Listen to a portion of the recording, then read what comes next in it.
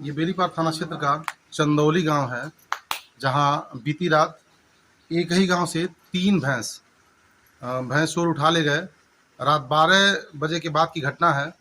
ऐसा बताया जा रहा है कि पहले एक स्कॉर्पियो आई और फिर आगे जाकर के घुमाई, उसके बाद वो चली गई। किसी बागीचे में जाकर के भैंस को लादा गया है, जहां उस गाड़ी के कुछ मैट्रेस वगैरह भी गिरे हुए हैं।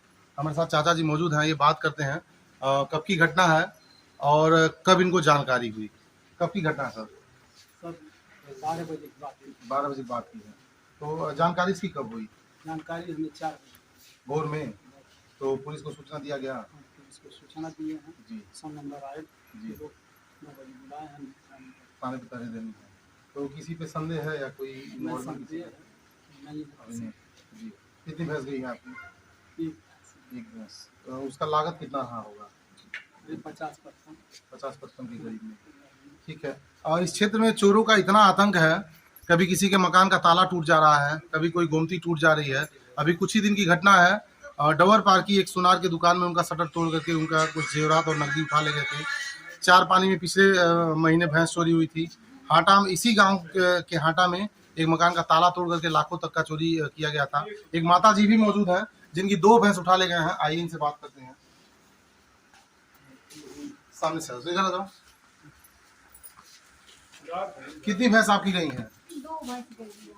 2 भैंस। इधर खाओ, फेस इधर कर लीजिए। आपको जानकारी कब हुई है इसकी? जानकारी शाम के 4 बजे भाई 4 बजे जब आउटी को लगावे गई है तो भैंस हमारा जी। हाँ। तो कितनी कीमत की रही होंगी लगभग? अब भैंसिया हमारे थे काफी रही, हम जानते हैं 50-60 के वो जी। अब वो होता ना करा 50-60 के। तो कहीं उसको ढूंढने भी गई थी? हाँ, पूरा बागी होगी सब ढूंढली है, जहाज रोल धुआं झाड़ी सब ढूंढली पाई में भैंस।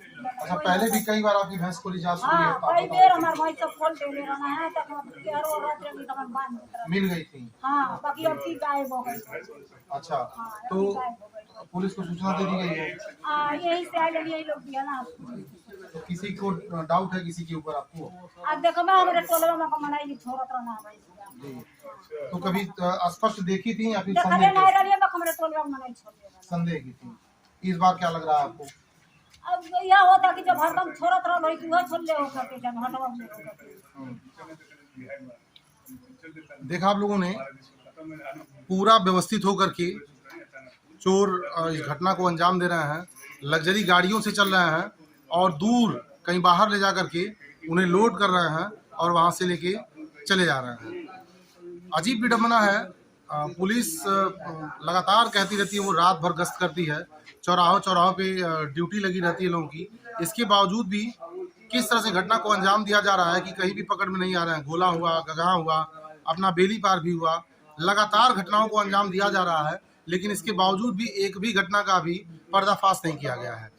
गगहा थाने में कुछ चोर पकड़े गए थे और उनके पास से कुछ भैंस भी बरामद हुई थी, लेकिन उसके बावजूद भी अपने क्षेत्र में भी लगातार इस तरह की घटनाओं को अंजाम दिया जा रहा है।